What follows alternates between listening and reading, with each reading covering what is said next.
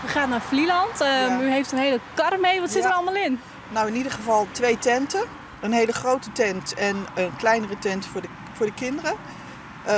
En alles wat daarbij hoort. Hè. Slaapzakken, slaapmatjes, spelletjes, wat nog meer?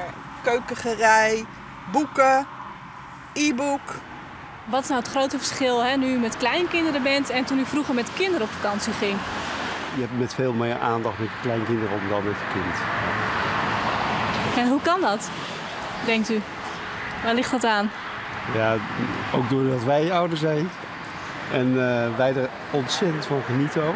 En we hebben maar 1 kind, dus daar ging ook altijd wel heel veel aandacht naar uit. Maar dit is, ik neem aan dat omdat we ouder zijn, er meer van genieten. En we zien ze ook korter, hè? We zien maar heel kort. En, onze dochter was er gewoon altijd, Bent u een echt familiemens? Of ik een echt van, god, wat stel je moeilijke vragen. Nou, ik weet wel hoe ouder je wordt, dat familie wel belangrijker voor je wordt. En kleinkinderen is iets heel bijzonders, dat kan ik niet zo goed uitleggen. Kleinkinderen die zijn, dat hoor ik van anderen ook, van vriendinnen en zo. Als ze kleinkinderen krijgen, dan gebeurt er iets. Maar je kan een bloedband noemen, of ik weet niet precies hoe je het moet noemen, maar ik vind het wel heel bijzonder. Ja. Geldt het ook voor u? Zeker. Kleinkinderen is een ander gevoel dan kinderen. Ja. En je beleeft het veel intensiever. Ik denk dat het vooral ook met de leeftijd te maken heeft. Dus dat je in een andere levensfase zit, daar ook op een andere manier aandacht voor hebt. En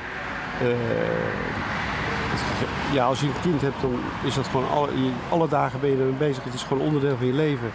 En met kleinkinderen zijn veel meer momenten. En dan heb je ook alle aandacht voor die kleinkinderen. En dan trek je ook alle tijd vooruit. Als er gevraagd wordt van kunnen ze komen slapen, dan zet je je agenda even opzij en dan is er altijd wel ruimte. Mag je meer bij opa en oma dan thuis? Eigenlijk wel, maar thuis zijn er wel meer dingen om te doen. Dat wel. Maar verveel je je wel eens of niet? Op vakantie? Soms, maar meestal maak ik wel vrienden. En doen jullie ook veel leuke dingen met je opa en je oma? Ja. We hebben ook spelletjes meegenomen. En waar heb je zin in zometeen? Waar heb je het meest zin in? Ik weet niet, volgens mij voetballen.